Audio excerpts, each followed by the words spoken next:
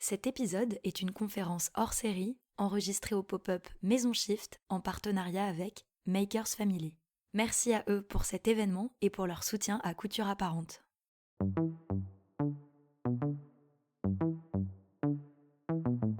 Bienvenue dans Couture Apparente, le podcast qui s'interroge sur la mode et l'impact qu'elle a sur nos vies. À la fois un art et une industrie, la mode soulève des questions sociales, politiques et écologiques que ce podcast aborde sans complexe. La mode et le féminisme sont-ils compatibles ? Comment créer des bijoux durables ? Quel est le coût d'une fabrication éthique ? Est-ce que la mode discrimine les minorités ? Qui sont celles et ceux qui s'engagent pour une industrie plus responsable en France ? Au fil des épisodes, je vais à la rencontre de marques, activistes et journalistes qui me livrent leurs réflexions sur ces questionnements modernes. Couture Apparente tente d'esquisser les contours d'une mode tournée vers le futur, une mode qui incarne une vision inclusive, engagée et responsable.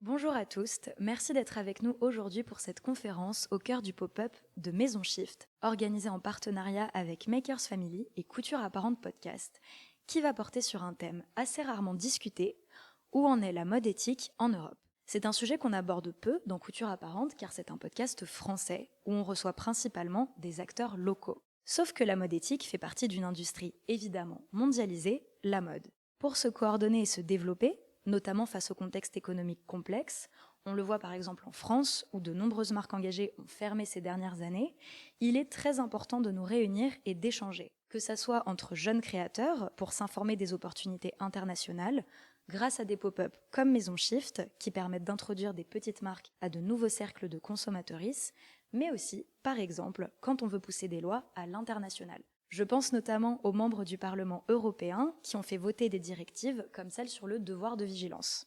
Et bien sûr, la coordination des chaînes de production est un aspect complètement international, que ça soit pour se conseiller des suppliers de qualité entre marques, mais aussi pour surveiller les dérives dans les supply chains, par exemple quand les activistes font le relais entre les travailleuses, les syndicalistes et les journalistes à travers le monde pour alerter sur des scandales sociaux. Bref, la mode éthique ne connaît pas de frontières. Or, on l'aborde rarement sous cet angle. C'est pourquoi je suis ravie aujourd'hui de discuter avec 5 créatrices internationales. Gina Grunwald, fondatrice de son label éponyme, qui crée des accessoires et du prêt-à-porter avec des matériaux récupérés, basés à Londres. Hello Gina. Allô à tous. Lucie Guiragossian, créatrice de la marque d'upcycling Lundi Piscine, qui nous vient de Suisse. Hello Lucie. Bonjour. Joanne Giraud, fondatrice de Studio JG, une marque de joaillerie engagée et bruxelloise. Hello Joanne. Bonjour. Tatiana Haupt, qui a fondé le label Tati, une marque de knitwear artisanale située à Bâle. Tati, hello. Et enfin, Sophie Felet, créatrice de la marque de basics durables Remo en Suisse. Bonjour Sophie. Bonjour. Comme vous pouvez le constater, nous avons un panel très varié. Et donc pour situer un petit peu notre audience, est-ce que vous pourriez nous présenter vos projets et l'état de la mode éthique dans votre pays ? Donc par exemple, est-ce que les consommateurs s'y intéressent ? Est-ce que les journalistes écrivent des articles ? Est-ce que l'industrie mainstream investit dedans ? Etc. Lucie ? Du coup, moi, j'ai basé mon studio à Genève. Donc, je peux vous parler plus de la situation genevoise parce que j'ai un vrai travail local. Pour la prochaine collection, depuis quelques années déjà, je travaille avec une association caritative genevoise qui s'appelle le Vestiaire Social. Parce que pour moi, c'était hyper important de voir comment je pouvais avoir un impact positif local. Et pour moi, c'est comme ça qu'on commence pour ensuite changer les paradigmes et tout d'un coup que ça s'agrandisse et que ça passe les frontières. Et du coup, je travaille avec cette association et l'idée, c'est cette association, elle donne gratuitement des vêtements aux personnes qui sont en situation précaire. Et donc moi, je recycle ces pièces-là. Pour la prochaine collection, c'est la base de mon travail en fait. C'est 200 vestes et 200 pantalons de l'armée suisse qui m'ont été donnés. Et en fait, j'ai découvert que c'était complètement problématique parce que tous les uniformes de travail sont même pas donnés à des associations pour être revendus.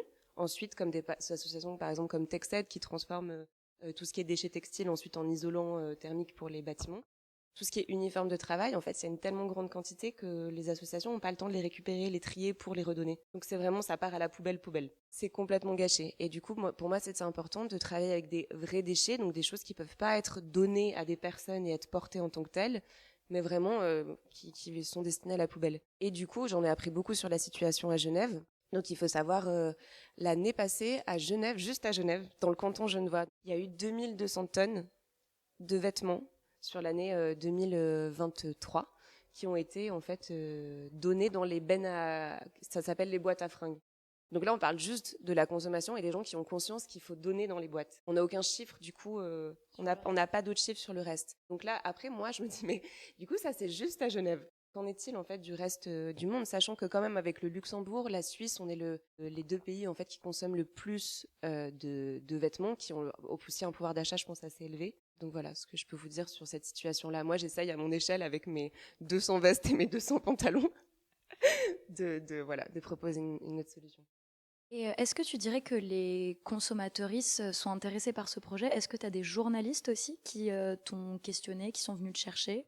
Enfin, de par le fait que la Suisse, c'est pas vraiment un pays de mode, j'ai l'impression que les journalistes peuvent être assez réceptifs, ce qui peut être une opportunité, mais aussi dans l'autre sens, il n'y a pas beaucoup de monde, donc j'ai l'impression qu'ils sont peut-être un peu moins friands de ça, comparé peut-être à Paris ou à d'autres capitale de la mode, mais en tout cas pour ce qui est du recyclage, la Suisse est vraiment assez précurseur là-dessus. Enfin, il y a des marques comme Freitag qui recyclent des bâches depuis les années 90, 90. C'est vrai, je pense que tu as totalement raison. Sophie, tu es basée en Suisse aussi. Qu'est-ce que tu penses de tout ça et comment ça s'inscrit dans ton projet un peu? Comme Lucie, je remarque qu'il y a un intérêt des médias assez fort et aussi pas mal de soutien financier, de prix, de fondations qui soutiennent ces initiatives durables et les jeunes créateurs qui vont dans ce sens-là. Tous les prix demandent que les projets soient durables maintenant, j'ai l'impression. Donc il y a un bon soutien financier, support derrière aussi les écoles, j'ai l'impression que ça évolue beaucoup. Après, c'est vrai que au niveau des consommateurs, comme disait Lucie, c'est pas forcément un pays de mode, enfin pas un centre de mode. Et les gens sont assez réservés peut-être par rapport à acheter des nouvelles marques ou à dépenser beaucoup pour des marques qu'ils connaissent peu, ou plutôt vers des marques établies. Et puis dans ma pratique, moi je me suis intéressée à un autre déchet qui est la laine. L'industrie de la laine en Suisse a disparu en gros. Et puis moi je me suis intéressée à cette matière et comment la revaloriser. Et puis ça fait partie de toute une recherche aussi sur le contexte et essayer de connecter la mode avec la nature et l'agriculture suisse. Donc de m'ancrer aussi dans un territoire et puis de connecter avec des acteurs de l'industrie de la laine ou des filatures, des gens qui s'intéressent à relancer un peu cette industrie. Et puis je crée mon propre feutre pour des pièces assez images. Qui est un feutre extrêmement joli, vous ne pouvez pas le voir, mais je l'ai vu tout à l'heure et j'avais juste envie de me rouler dedans. Joanne, au niveau de la Belgique, comment est-ce que ça se passe? Qu'est-ce que tu constates, parce que tu es basée à Bruxelles? Est-ce que tu vois un intérêt médiatique, financier, du public? Je fais du bijou, donc c'est encore un milieu un peu différent. J'intègre la durabilité dans mes créations et dans ma manière de créer mes bijoux. Je crée tous mes bijoux à la main, c'est de l'argent recyclé, tout est fait localement à Bruxelles. Je suis nouvelle à Bruxelles, ça fait 1 an et demi, donc je connais pas encore tout, je peux pas non plus, voilà. Mais d'après ce que j'ai vu, il y a énormément de soutien pour les jeunes créateurs et à chaque fois, si c'est pas durable, c'est pas pris en compte, quoi. C'est vraiment un point hyper important. Moi, j'ai beaucoup travaillé avec le MAD, qui soutient toute la création mode et accessoires et bijoux, et qui ont revu tout leur positionnement sur la durabilité, qui mettent ça en avant. Il y a des pop-up qui promeuvent ça. Mon point de vue sur la durabilité, c'est vraiment comment je construis mes designs sur le long terme, comment les bijoux vont pouvoir rester dans le vestiaire au lieu d'être jetés et d'acheter de nouveaux produits. Et ça, c'est quelque chose en tout cas qui plaît. Après, il y a toujours le problème du prix. Les gens seront prêts à mettre beaucoup d'argent dans des grandes marques qui font rien de durable, mais par contre, une petite marque qui se donne de la peine, ils comprennent pas pourquoi ça coûterait aussi cher. On va revenir sur ça dans notre deuxième partie parce que l'enjeu du prix, c'est toujours là où le bas blesse. Tati, tu es également basée en Suisse, mais dans une autre région que Sophie et Lucie. Est-ce que tu veux nous parler un petit peu de comment ça se passe pour ta marque et aussi tout simplement dans cette région? Oui, j'habite à Paris pendant 3 années et je travaille pour Kenzo. Et après, j'ai décidé de retourner à Bâle parce que il y a beaucoup de fondations et des concours pour gagner plus d'argent. Aussi, j'ai décidé ça parce que ma famille possédait une usine de tricot il y a 20 ans, mais a dû la fermer Et après travailler pour Kenzo, j'ai décidé que j'ai pris l'initiative de créer ma propre usine de tricot. Bien sûr, parce que Bâle, c'est pas la ville de la mode comme Paris ou Londres, mais je pense il y a beaucoup de chances, il y a beaucoup d'argent pour soutenir dans les projets comme ça. Et pour moi, ça marche très bien pour habiter à Bâle et entre Bâle et Paris comme ça, parce que ça fait juste 3 heures pour commuting. Oui, effectivement, le trajet dure seulement 3 heures et c'est intéressant. Donc, il y a quand même quelque chose de positif avec la Suisse. Donc, on voit que peut-être que c'est moins un pays de mode. Donc, il y a peut-être moins de personnes qui aiment, je sais pas, le côté excentrique ou de journalistes. Mais en attendant, vous avez quand même un soutien. Et c'est vraiment hyper chouette que tu aies un peu repris cette passion familiale, mais que tu l'aies adaptée à toi et à ton style, parce que les créations de Tati sont extrêmement originales et très très belles.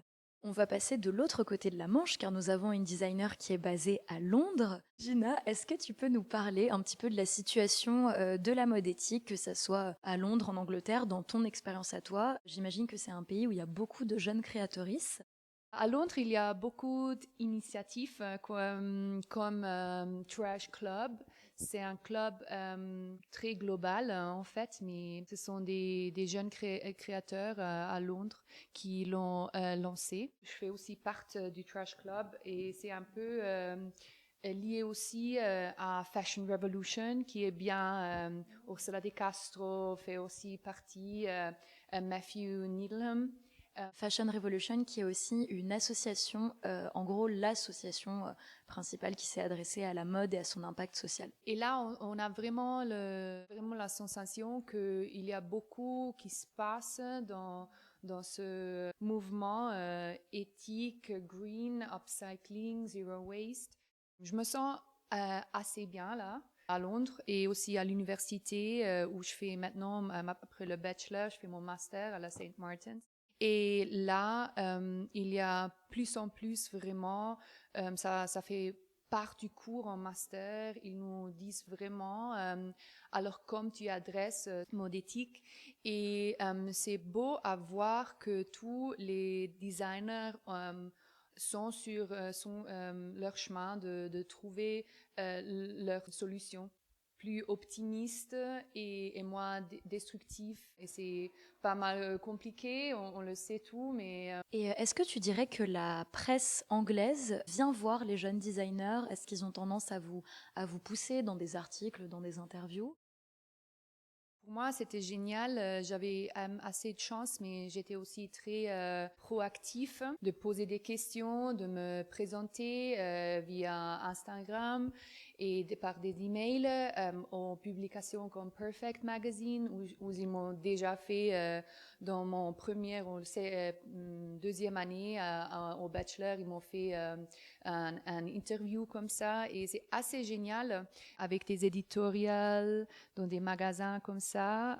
Mais après, il y a le problème, comme ça te paye pas le studio, ça te paye pas, c'est tout gratuit, c'est beaucoup de travail.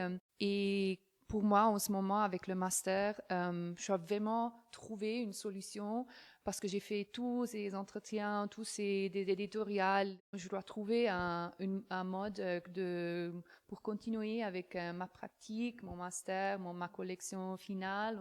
Un business model, quoi. Un business model, exactement. Effectivement, tu le soulèves, un point qui est très important pour notre audience, c'est qu'il y a beaucoup de petites marques qui sont parfois extrêmement médiatisées, mais en fait, ça ne veut pas forcément dire que derrière, ça va amener de la clientèle, plein d'argent. C'est pas parce qu'on passe, je dis Vogue parce que c'est très connu, mais ça peut être dans tout type d'autres médias, qu'on a réussi. Non, pour les petites marques, c'est beaucoup plus compliqué, même si c'est important que les journalistes soutiennent, donc j'en appelle à mes collègues. Mais effectivement, une couverture presse ou même beaucoup de followers sur Instagram, donc de la célébrité, c'est pas forcément le tout pour y arriver. Ça me fait passer justement à notre seconde partie où on a évoqué un petit peu des obstacles qu'on pouvait rencontrer. J'ai l'impression que c'est pas forcément les mêmes pays par pays. Qu'est-ce que vous rencontrez comme difficultés dans vos pratiques? Qui a envie de commencer? Sophie? Allez. Les challenges que je peux rencontrer, c'est aussi les prix de production en Suisse ou même des endroits où faire produire mes pièces. Pour l'instant, mes pièces sont produites au Tessin en Suisse. Du coup, c'est des super partenaires. Une usine familiale qui a été reprise par 3 femmes qui sont aussi engagées à travailler avec des marques durables. On a un super contact, le travail est de qualité aussi. Mais tout ça, ouais, a un prix. Ça se répercute ensuite sur forcément les marges qu'on peut appliquer à ces produits. Et puis, ça fait des prix très élevés finalement en boutique. Ce qui rend les gens forcément un peu frileux quand on n'est pas encore connu. Donc ça, c'est un vrai obstacle. Puis voilà, une industrie qui est assez petite forcément, vu que c'est pas une capitale de la mode. Mais ça fait partie aussi de mon engagement d'essayer de relancer certaines initiatives pour qu'on puisse produire certaines choses de nouveau localement. Et plus on sera, peut-être plus les prix pourront baisser. Oui, complètement. Mais ça m'étonne pas que tu évoques ce challenge, notamment parce que la Suisse, j'imagine que la main-d'œuvre, effectivement, coûte encore plus cher. Et c'est le problème que des gens rencontrent aussi en France. Je pense à des marques qui veulent travailler le lin. En fait, il faut relancer l'entièreté de l'industrie du lin. Mais comme tu le dis, c'est un cercle vertueux, en fait. Plus il y aura de marques, mais aussi plus il y aura de manufactureurs, et plus il y aura aussi, comme je me tue à le répéter dans ce podcast, des financements de l'État pour relancer les filières, et bien effectivement, plus ce sera simple de le faire.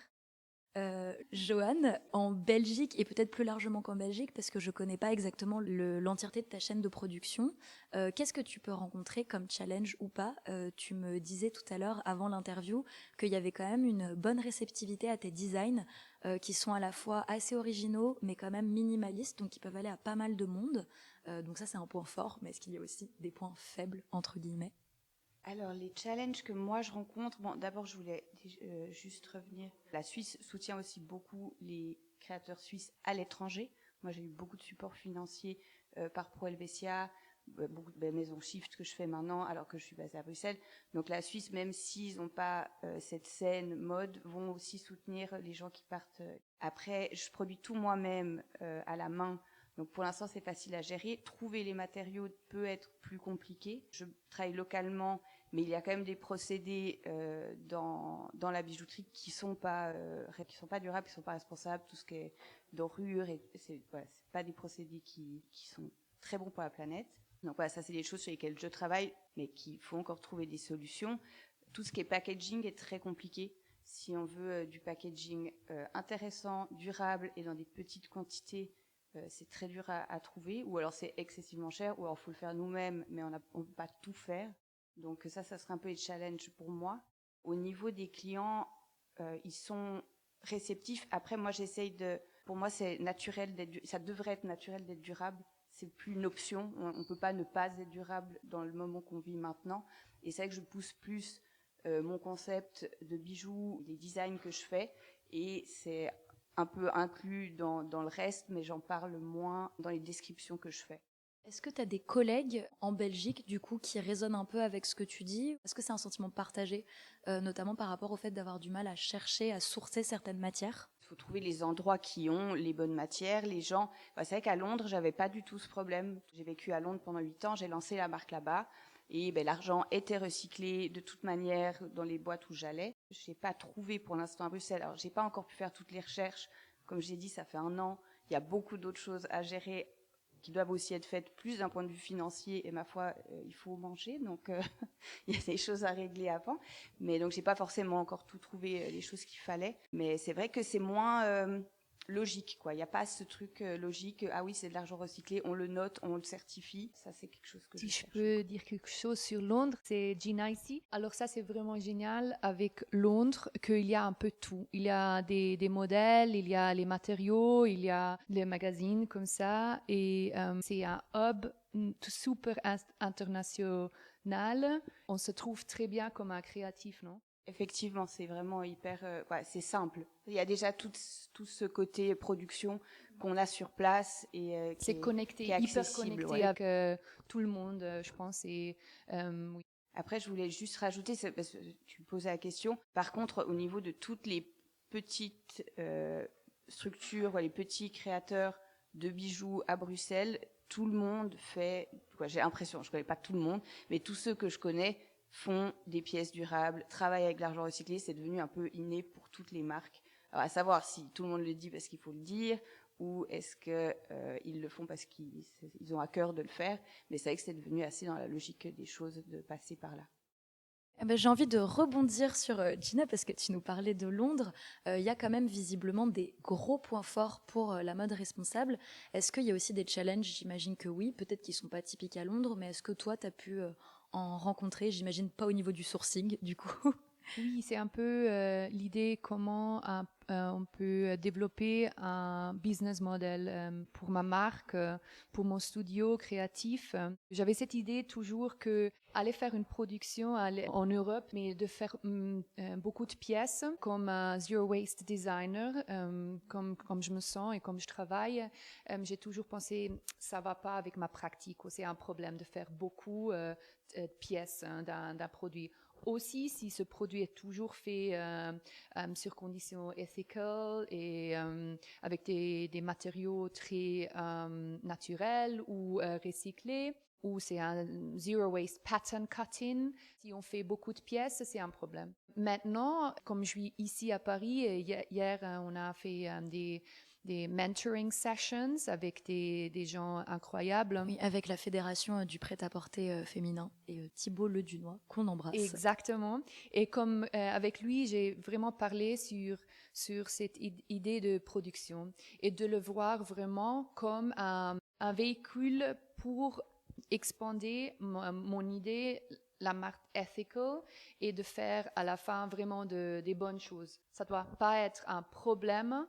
Ça peut être vu comme un truc positif, de travailler avec une production. Ça enlarge le projet et une marque qui le fait différemment. Et là, je suis en train de vraiment shifter parce qu'avec ma collection master, je voulais très bien produire le prêt-à-manger. OK, now. OK, 1 second. Prêt-à-porter, hein, là.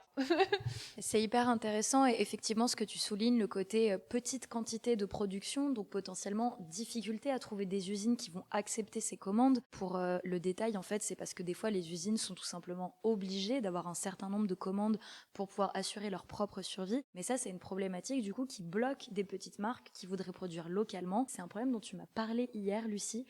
Si tu as envie de rebondir.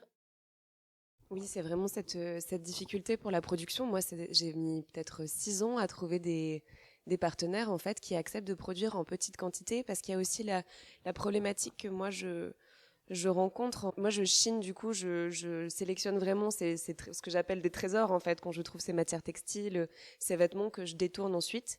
Mon design, il est complètement dicté par la matière que je trouve. Et c'est pas l'inverse. Et j'adore ce processus, c'est hyper excitant et c'est beaucoup plus challenging pour moi. Mais ce qui fait qu'il y a beaucoup d'autres contraintes, notamment la question des tailles. Et hier encore, dans les mentorings, ça revenait tout le temps. Mais du coup, il faut que tu aies plusieurs tailles pour les boutiques. Et moi, en fait, j'ai pas plusieurs tailles. Et j'ai pas de saisonnalité non plus. Parce que c'est la matière qui va m'inspirer. Et du coup, comment je fais ? En essayant, moi, de changer les paradigmes, mais à mon échelle, en essayant de m'inclure dans un système qui est beaucoup plus grand que moi et qui est pas tout... Enfin, c'est un gros bateau, quoi, à changer. Donc, même s'il y a plusieurs initiatives, on est de plus en plus à faire ça, plus en plus de designers, en fait, c'est très compliqué. Comme je disais, j'ai mis 6 ans à trouver mon atelier de production, et pareil, c'est des filles qui sont géniales, qui sont aussi, elles se définissent comme atelier engagé, mais engagé pour les petites marques qui trouvent pas non plus de producteurs. Donc c'était vraiment, voilà, j'ai trouvé les bonnes personnes. Elles s'adaptent parce que c'est le coup de cœur sur les projets, et du coup c'est vraiment le côté humain. Moi je pense que dans notre pratique, le côté humain, il est primordial, et c'est pour ça qu'il y a aussi une dissonance avec le reste de l'industrie. Je parle beaucoup de ce côté émotionnel qu'on a supprimé, cette déshumanisation qu'on a avec le produit de consommation, qu'il soit textile ou bijoux, etc. Donc pour moi, ça, c'est une difficulté. J'ai toujours il y a un gap, en fait, en tant que jeune créatrice, du coup, l'idée, c'est quand même de faire une différence dans les produits de ce qu'il y a, et il y en a énormément. Et en réalité, comme disait Gina, en fait, en réalité, on n'a pas besoin de tous ces produits. Mais ça reste un médium d'expression qui est... Enfin, moi, en tout cas, c'est mon médium. Je ne me vois pas ne pas utiliser de textile, ne pas faire de sérigraphie, ne pas avoir de la couleur. Enfin, voilà, je pense que ça crée c'est un langage, en fait, entre êtres humains qui est nécessaire. Donc c'est pour ça que j'essaye de le faire au mieux et de lutter dans ma pratique avec tout ça, avec le côté humain. Et du coup, comment on fait, que ce soit en termes de quantité, parce qu'il y a le côté production dont tu as parlé, Sophie, mais après, il y a encore la chaîne des boutiques. Et là, en termes de saisonnalité, là, je suis un peu perdue, je dois dire. T'as du mal à trouver des boutiques qui vont pas te dire, mais en fait, on a besoin d'une collection précise pour ensuite renouveler. Et ça pose la question plus large de cette obligation qu'on s'inflige en tant qu'industrie. À mon avis, c'est un choix, même s'il y a des contraintes économiques, c'est un système qu'on a créé très volontairement pour pouvoir vendre plus, tout simplement. Mais effectivement, cette saisonnalité, cette obsession de la saison, de vouloir renouveler toujours plus, plutôt que de dire, voici une collection excellente, elle peut se reproduire, laissons-la pendant 1 an et demi dans une boutique. Donc il s'agit de voir des chemins un petit peu alternatifs. Tati, tu voulais rebondir tout à l'heure sur la question de la production. Comment tu te débrouilles et surtout, quels sont les challenges que tu rencontres? Comment ça va? Oui, ça va. Oui, pour moi, j'étais le même problème. Je voulais créer ma marque, mais il n'y a pas une usine et c'est très cher aussi et tu dois produire, je ne sais pas, beaucoup de pièces et comme ça. Et oui, pour ça, j'ai décidé, ok, je dois créer ma usine de tricot comme ça. Et maintenant, j'ai fait des pièces aussi pour des autres designers. Je suis très heureuse, ça marche très bien et j'ai beaucoup de gens qui m'ont visité, qui viennent de Londres, Paris et d'Allemagne et comme ça, et ça marche très bien. Mais aussi, je travaille avec une organisation qui s'appelle Fair Fashion Factory à Bâle. Et la mission pour cette organisation, c'est aussi pour restart textile fashion production à Bâle. Parce que au sud d'Allemagne et au nord de Suisse, il y a beaucoup there were like many factories back in the days. Qui se sont délocalisés, j'imagine, autour des années 90, comme dans le reste de l'Europe. Oui, c'est ça. Et oui, le challenge, je pense, c'est juste, I want to show the people like, hey, this is how our things produced and it takes time and there are people behind it. Like until today, every garment you're wearing, someone made it with a machine, It's not done, everything is fully done by a machine. Oui, c'est comme ça. Désolée, c'est non, mais c'est une phrase très longue en anglais. L'audience fera un petit exercice d'anglais comme ça, mais effectivement, ce que tu dis, redonner la notion, en fait, aux consommateuristes du temps, parce que c'est une notion avec laquelle on a un rapport très déconnecté dans la consommation aujourd'hui, et effectivement montrer que c'est des personnes, donc il y a un savoir-faire, un artisanat que toi tu entretiens très directement, qui prend du temps. Et en fait, j'aime beaucoup ta réponse parce qu'elle me permet de glisser à la 3e partie, qui est celle des solutions. Tu en as évoqué, c'est-à-dire que tu as décidé de faire les choses toi-même, mais que t'es pas non plus toute seule, t'es aussi avec des organismes qui relancent les productions textiles. Et pour moi, ça c'est la solution qui est extrêmement importante à valoriser, c'est le fait qu'en fait, il faut qu'il y ait une collaboration entre organismes. Donc les marques, les industries. Comment est-ce que tu as rencontré ces gens? Est-ce qu'ils sont venus te chercher? Est-ce que tu es allé les chercher?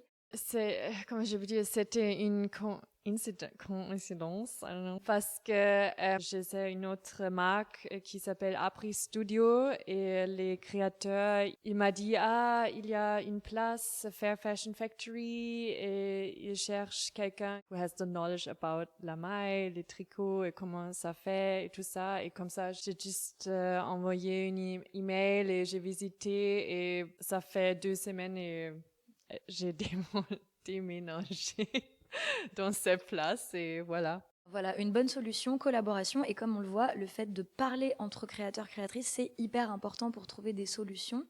Sophie, est-ce que toi aussi tu vois ce genre d'initiative mise en place ou même n'importe quel type de solution, hein? Qu'est-ce qui te vient en tête? Alors un peu de façon similaire, ce qu'on essaye de faire avec les acteurs de l'industrie de la laine en Suisse, de se rencontrer. En fait, ça a démarré pendant les Design Days en novembre passé. Et avec une designeuse industrielle qui s'appelle Emma Casella, on a organisé une table ronde autour de la question de la laine en Suisse. Ça a formé un petit groupe. Il y avait un éleveur, il y avait 2 filatures, une personne qui travaille à la Chambre pour l'agriculture dans le canton de Vaud. Et ça a formé un petit groupe. Et puis là, on se revoit de temps en temps pour se tenir au courant des initiatives des uns des autres.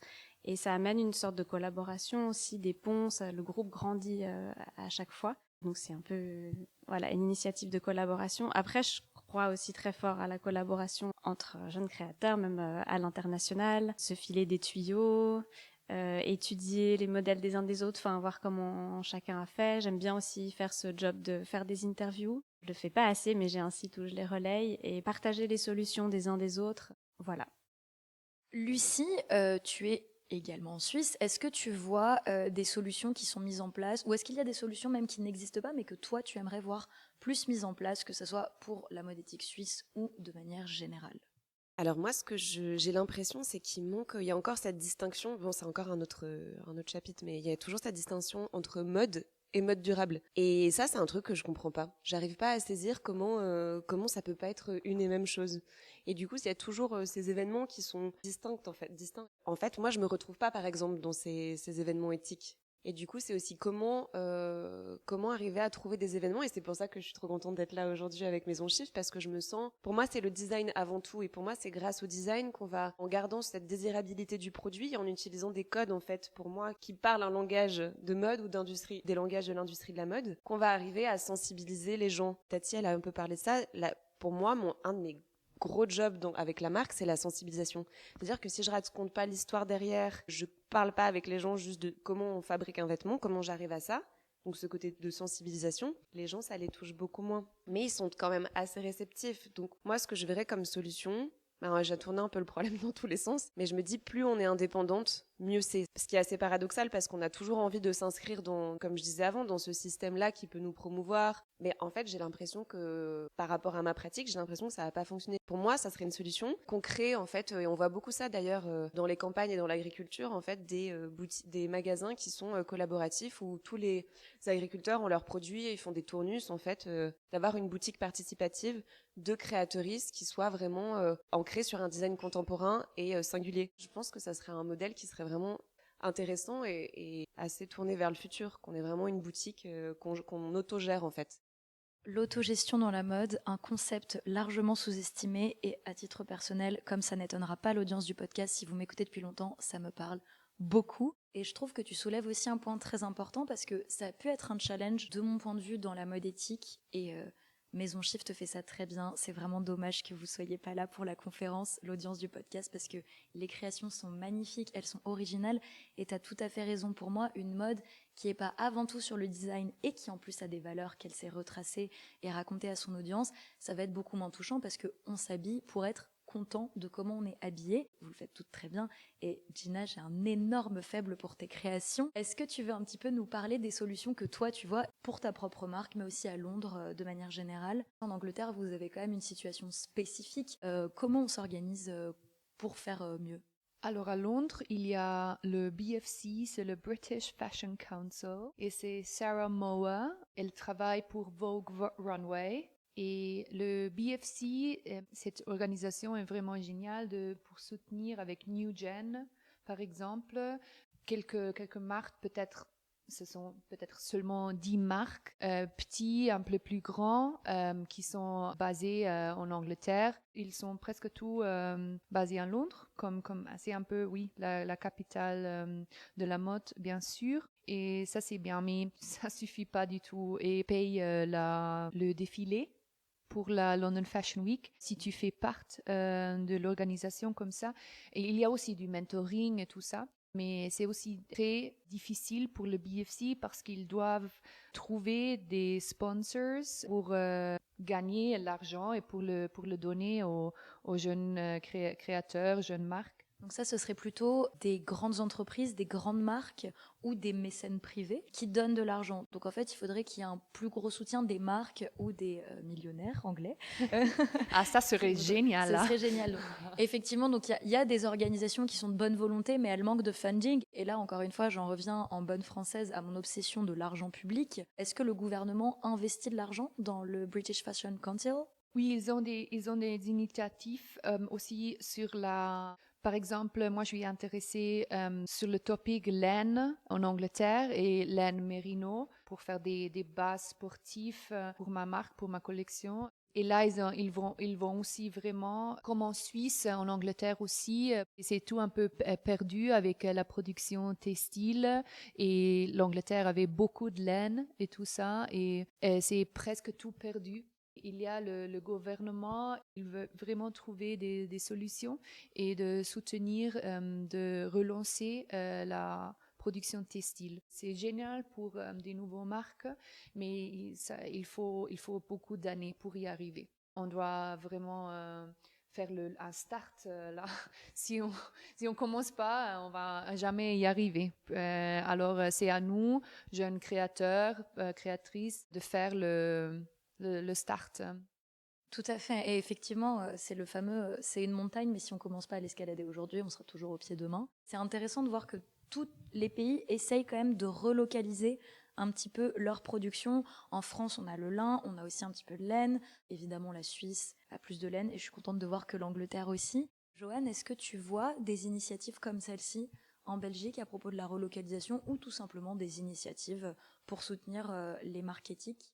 J'en parlais alors avec Julia Bartsch, avec qui je ferai un talk demain, qui elle est bijoutière à Paris et qui disait moi je veux garder ma production moi-même, je veux pouvoir savoir c'est trop tôt, je veux voir mes produits qui sortent. Mais du coup alors avoir un atelier, avoir des employés, c'est les prix, ça fait peur, on sait pas si ça va marcher, quoi. C'est des grosses infrastructures. Et c'est vrai que là quand Tati disait relancer des usines, ou relancer du coup des ateliers, peut-être des ateliers partagés, des showrooms partagés, où on a plusieurs, quoi, chacun nos secteurs, mais on partage la structure, mais aussi on s'aide, quoi, on se remonte le moral quand on panique ou quand on a peur. Je pense que c'est vraiment travailler ensemble et la force pour être durable et passer le cap, c'est se donner des conseils, le faire ensemble, se partager les frais et que bien sûr le gouvernement supporte la production et les jeunes créateurs.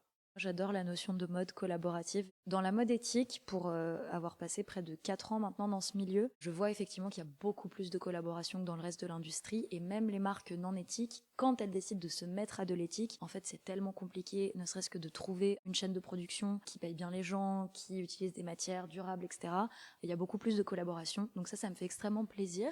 Et nous sommes dans un timing parfait. Je vais donc pouvoir vous poser la dernière question de cette conférence. Face à tous les éléments qu'on a échangés, comment est-ce que vous voyez l'avenir de la mode éthique? Là où vous êtes situé, vous pouvez aussi faire une prédiction plus internationale si ça vous tente. Face à tout ce dont on a parlé, comment vous vous sentez un petit peu pour le futur?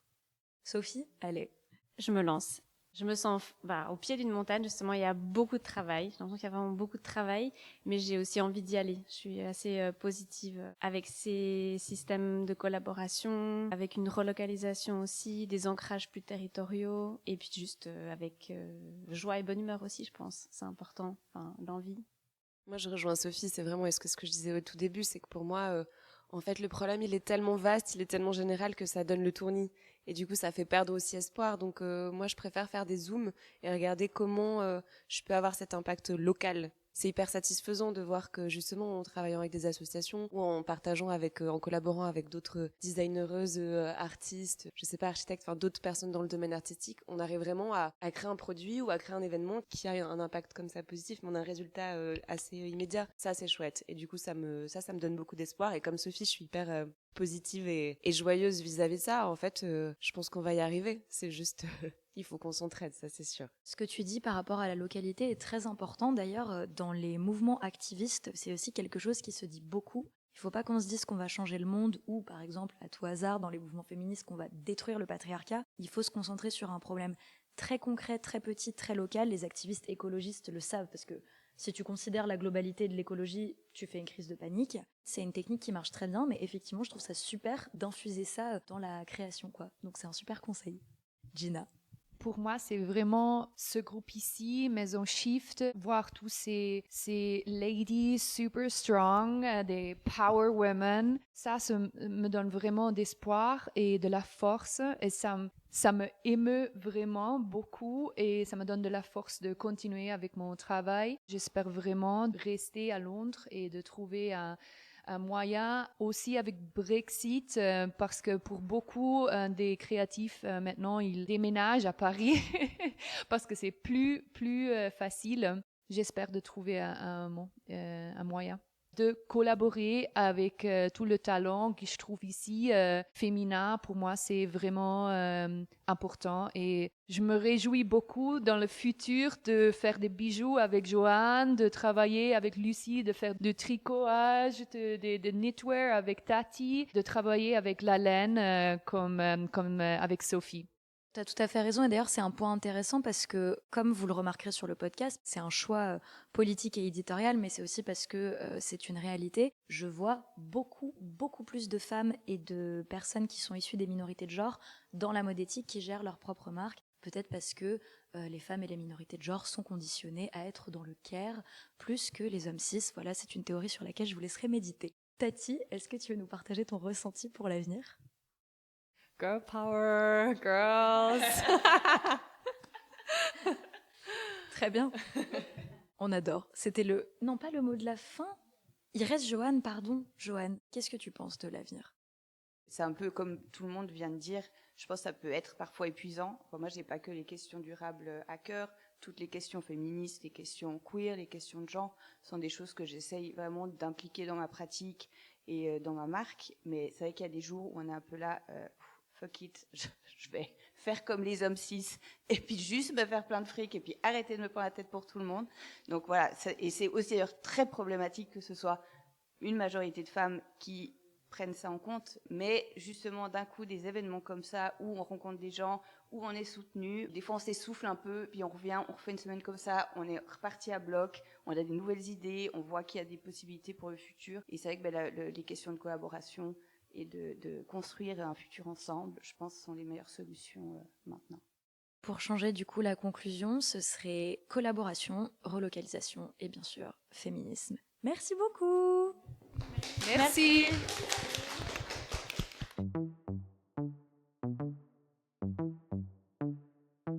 Merci infiniment à Gina, Tati, Lucie, Joanne et Sophie d'avoir partagé leurs expériences et leurs expertises avec nous. Pour soutenir une mode éthique à l'international, je vous conseille vivement de suivre leurs projets. Rendez-vous sur studioremo.com pour admirer la laine de Sophie, sur joanneguiraud.com pour découvrir la joaillerie de Joanne, sur GinaGRNW sur Instagram pour admirer et soutenir le travail de Gina, sur lundypiscine.com pour chiner les créations upcyclées de Lucie et sur tatithings.com pour découvrir le knitwear de Tati. Merci également infiniment à Kate de Makers Family et à Lila et Natacha de Maison Shift. Merci aussi à Télio Garfive pour la production du générique. Vous avez aimé l'épisode ? C'était un plaisir de le partager avec vous. Pour faire connaître le projet, n'hésitez pas à nous mettre une très bonne note sur les applications d'écoute, à en parler à vos proches et à le partager sur les réseaux sociaux. En parlant de ça, vous pouvez nous suivre à coutureapparente.podcast sur Instagram et vous inscrire à notre newsletter pour recevoir directement les prochains épisodes. Je vous remercie pour votre soutien et je vous donne rendez-vous le 1er octobre pour le prochain épisode de Couture Apparente.